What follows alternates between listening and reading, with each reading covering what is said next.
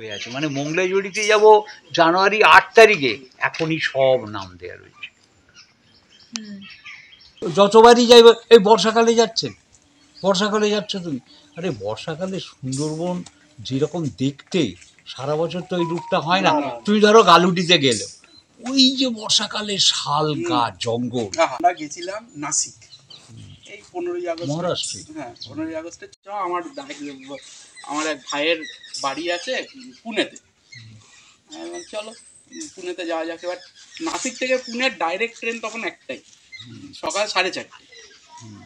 উঠলাম ট্রেনে, মোটামুটি ওই কল্যাণ হয়ে কঙ্কন রেলওয়ে ধরবে, অসাধারণ রুট। 12 ঘন্টা লাগে বোধ হয়। ঠিক আছে, না 12 ঘন্টা না, ঘন্টা 6 6টায় পৌঁছে যাবে। সকাল 5-5:30, 12টায় একদম ডট 12টায় ঢুকি। ছাড়া হয় না, যে লোক বর্ষায় বেরোচ্ছে না সে অনেক কিছু দেখতেই পেল না। একদম, হ্যাঁ একদমই তো।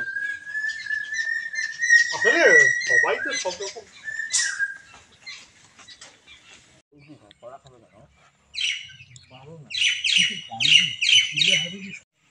কিছুটা সময় থাকতে পারলাম না এটা।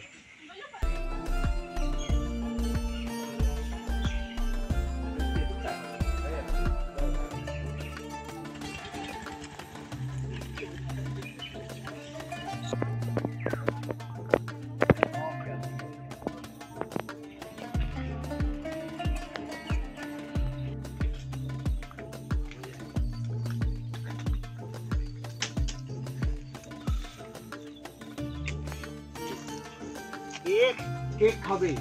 না না না, ওই না, আরে আরে গেটিসনের কেক, জাতা কেক নাকি?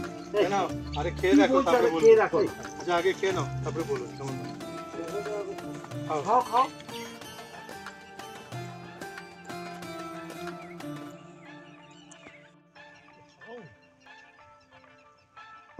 পিঁপড়েটা কামড়ায়, মানে যেটা ছোট লাল পিঁপড়ে।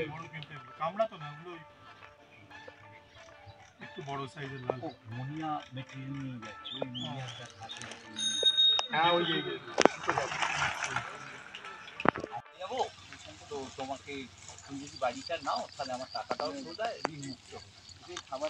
ঘটনাচক্র ওই বাড়িটা ঠিক গালুডির মধ্যে, গালুডি থেকে একটু বেরিয়ে ঘাটশিলার মধ্যে। এছাড়া তার কুডুমনি পাহাড়ে ওই যে লেখা, বা প্রায় ওই বুরুডি লেকে চলে যাওয়া, বা ছিল না ওদিকে চলে যাওয়া, এই সবই কিন্তু সবই গাছ। না